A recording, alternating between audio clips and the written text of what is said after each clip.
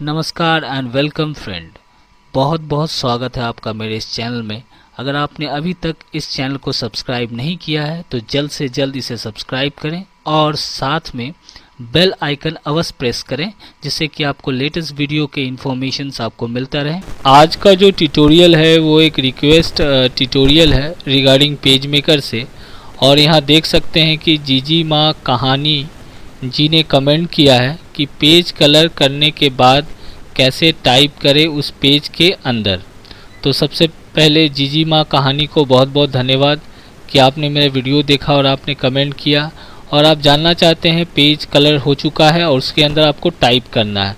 तो चलिए आज मैं आपको दिखाता हूँ, 2-3 तरीके बताऊँगा। और जो प्रॉब्लम होता है पेज में अगर कलर हो चुका है या कोई भी शेप के अंदर आपने कलर दे दिया है उसमें टाइप हम लोग कैसे करेंगे, कोई भी मैटर लिखना है तो क्या करेंगे। तो यहाँ पे देख सकते हैं मेरा पेज मेकर 7.0 खुला हुआ है और पहले से मैंने एक नॉर्मल सा पेज यहाँ पे ले रखा है।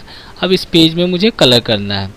तो इसको कलर करने के लिए नॉर्मली अगर पेज में ऐसा कोई ऑप्शन नहीं है पेज मेकर के अंदर कि डायरेक्टली आप पेज में कलर कीजिएगा, जैसे कोरल ड्रॉ में रहता है, दूसरे सॉफ्टवेयर में रहते हैं, लेकिन पेज मेकर में कोई ऐसा ऑप्शन नहीं है जिसमें आप डायरेक्टली आप इसमें कलर करेंगे। तो पेज में पूरा अगर कलर करना है आपको तो पेज मेकर के अंदर आप टूल बॉक्स में चले जाइएगा और ये जो टूल है रेक्टेंगल टूल, इस पर क्लिक कीजिएगा और पेज के ठीक कॉर्नर पोर्शन में टॉप लेफ्ट कॉर्नर में आपको माउस पॉइंटर रखना है और नॉर्मली इस तरह ड्रैग कर देंगे। ये देखिए मैंने ड्रैग कर दिया पूरा पेज में। देखिए यहाँ पे डॉट दिखाई दे रहा है, यहाँ डॉट दिखाई दे रहा है, यहाँ डॉट दिखाई दे रहा है, ये डॉट दिखाई दे रहा है, मतलब एक शेप यहाँ बन चुका है।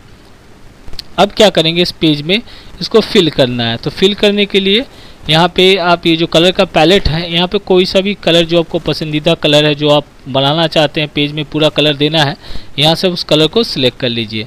तो ये देखिए पूरा का पूरा पेज में मेरा रेड कलर से फिल हो चुका है। अब पेज में तो फिल हो चुका है, अब इसमें मुझे टाइप करना है, कुछ लिखना है मान लेते हैं पूरे पेज में। तो लिखने के लिए आप यहाँ पे टूल बॉक्स में चले जाइएगा और ये जो टूल है टाइप टूल है इस पर क्लिक कीजिएगा और नॉर्मली इस तरह का पेज में जहाँ पे भी लिखना है आप इस तरह ड्रैग करके यहाँ पे इस तरह का टेक्स्ट ब्लॉक बना लीजिए। ये कर्सर यहाँ दिखाई दे रहा होगा, देखिए छोटा सा पॉइंट दिखाई दे रहा है। अब ये जो आपका कर्सर है, जो जो फॉन्ट का साइज़ है उसको आपको कर्सर अगर बड़ा करना है, जैसे स्टार्टिंग से ही दिखे तो यहाँ से ये जो कंट्रोल पैलेट है यहाँ पे देखिए 12 लिखा है, यहाँ से बढ़ा लीजिए। ये देखिए कर्सर मेरा बढ़ गया। अब यहाँ से मैं लिखना है, जैसे मैं अपना ही नाम लिख देता हूँ, GAUTAM गौतम लिख दिया, KUMAR कुमार लिख दिया। और उसके बाद अब इसका कलर चेंज करना है तो यहाँ से भी आप डायरेक्टली यहाँ से कोई भी जो कलर आपको अच्छा लगे यहाँ से आप सिलेक्ट करके कलर इस तरह चेंज कर सकते हैं। और ऐसा भी होता होगा कभी कभी, आप देखिएगा कि मान लेते हैं कि ये अगर प्रॉब्लम कर रहा है, जैसे आपने एक पेज में इस तरह का टेक्स्ट एक आपने शेप बना लिया है और वहाँ पे आपको इस तरह का लिखना है, अगर नहीं लिख पा रहे हैं तो आपने जो शेप बनाया है उसको क्लिक कीजिए। क्लिक करने के बाद यहाँ पे आपका जो मेनू बार है एलिमेंट में चले जाइए।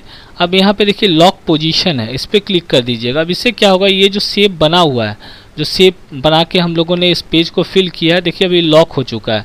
अब ये कभी ये मूव नहीं करेगा। देखिए जैसे मूव कर रहा हूँ लॉक का शेप आ जा रहा है।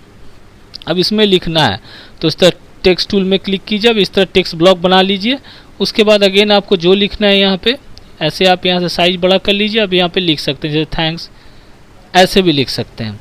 अदरवाइज़ अगर इस छोटा सा आपका मैटर बहुत छोटा है, साइज टेक्स्ट का छोटा है, तो पेज को राइट क्लिक करके यहाँ से आप इसको एक्चुअल साइज कर लीजिए। पेज देखिए इस तरह का बढ़ जाएगा। उसके बाद आप इजीली इस तरह टेक्स्ट टूल पे क्लिक कीजिए। अब इस तरह टेक्स्ट ब्लॉक बनाइए। अब इस तरह आप लिख सकते हैं, जैसे CU लिख दिया, ये देखिए CU। अब इसके बाद इसे सिलेक्ट करके यहाँ से इसका साइज वगैरह बड़ा करना है, कलर चेंज करना है, यहाँ से कंट्रोल पैलेट से साइज वगैरह भी आप इसका बड़ा कर सकते हैं। तो इससे फ़ायदा ये होता है कि जो आपने पेज का जो ये जो बॉक्स बना रखा है पेज में पूरा फिल कर रखा है, देखिए यहाँ पे यहाँ जो हम लोगों ने एक टेक्स्ट ब्लॉक ये आपका शेप फिल कर रखा है इसमें, तो ये मूव नहीं करेगा। तो लॉक कर दिया। उसके बाद आप इजीली कोई भी टेक्स्ट जो रहे आपका, जैसे ये टेक्स्ट है इसको आप मूव करके तो पेज में कोई प्रॉब्लम नहीं होगा। मतलब होता क्या है, जब अब ये टेक्स्ट ब्लॉक बनाते हैं इसको अगर मूव करेंगे तो देखिएगा टेक्स्ट सिलेक्ट होगा या तो बॉक्स सिलेक्ट हो जाएगा, तो ये प्रॉब्लम होता है, बहुत कॉमन प्रॉब्लम है। तो जब पूरा पेज में आपने फिल कर लिया, इसको आप इजीली आप एलिमेंट में जाके यहाँ से आपको लॉक, यहाँ पे अभी अनलॉक कर देता हूँ।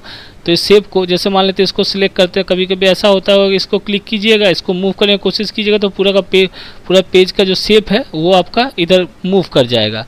तो बेस्ट यही है जब भी आप पूरे पेज में कोई शेप बनाएं आप, तो एलिमेंट में जाके उसको यहाँ से लॉक पोजीशन कर दीजिएगा। ये देखिए लॉक हो गया, मूव नहीं करेगा। उसके बाद इजीली आप टेक्स्ट ब्लॉक बना के इसमें काम कर सकते हैं। और एक तरीका होता है, मैं आपको दिखाता हूँ। वो तरीका क्या है, जैसे मान लेते हैं यहाँ पे टूल बॉक्स में जाते हैं और ये जो रेक्टेंगल शेप है इससे मैंने क्लिक किया। अब यहाँ पे रेक्टेंगल एक बॉक्स बना लिया है। देखिए मैंने रेक्टेंगल बॉक्स बना लिया। अब यहाँ से कलर एक ब्लैक फिल कर देते हैं, ये फिल कर दिया।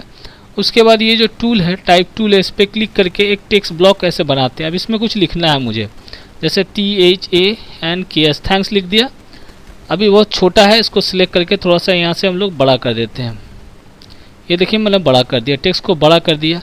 अब होगा क्या, जैसे ये टेक्स्ट ब्लॉक बनाया है मैंने, ये जो टेक्स्ट ब्लॉक बनाया और एक शेप बना रखा है यहाँ पे। अब इसको जैसे ही मैं इस पर पुट करूँगा ये दिखेगा नहीं, क्योंकि ये ब्लैक है, ये भी ब्लैक है। तो टेक्स्ट को आपको दूसरा कलर करना होगा। तो टेक्स्ट को दूसरा कलर करने के लिए जैसे जिस टूल से आप लिखते हैं, जैसे इससे हम लोग लिखते हैं, तो इसी पे क्लिक कीजिए और टेक्स्ट को फिर से यहाँ से सिलेक्ट कीजिए। जैसे मैं टेक्स्ट को सिलेक्ट कर देता हूँ, टेक्स्ट को सिलेक्ट किया। अब मुझे वाइट कलर करना है इस टेक्स्ट को, जो थैंक्स लिखा हुआ है। सिलेक्ट करने के बाद यहाँ पे कलर पैलेट में देखिए कहीं भी वाइट नाम से कोई कलर नहीं मिलेगा। पेपर का कलर है वाइट है, देख सकते हैं यहाँ पे, देख सकते हैं वाइट कलर है। तो पेपर का जनरली जो कलर रहता है वो वाइट रहता है। अब इस पर मैं क्लिक कर देता हूँ। क्लिक करने के बाद जिस जगह हम लोगों ने टेक्स्ट लिखा है देखिएगा, वहाँ पे क्लिक कीजिएगा। वहाँ पे आपको टेक्स्ट दिखाई नहीं देगा। क्यों? क्योंकि पीछे का जो बैकग्राउंड का कलर है वो वाइट है और मेरा टेक्स्ट भी वाइट है, इसलिए वो टेक्स्ट दिखाई नहीं देगा। तो उसको लाने के लिए क्या करेंगे, ये जो टूल है पॉइंटर टूल, इस पर क्लिक कीजिएगा और जिस जगह आपने टेक्स्ट लिखा है उस पर क्लिक कीजिएगा। तो ये दो हैंगर बन जाएगा। देखिए ये हैंगर बन चुका है। अब इसको उठाकर आपको ड्रैग करके यहाँ पे रखना होगा। अब उसके बाद इसको एडजस्ट कर लीजिएगा। कभी कभी ऐसा भी होता होगा, जैसे ही आप टेक्स्ट को वहाँ पे रखिएगा या ग्रुप करने की कोशिश कीजिएगा दोनों टेक्स्ट को, तो टेक्स्ट आपको दिखाई नहीं देगा। ये बहुत कॉमन प्रॉब्लम है।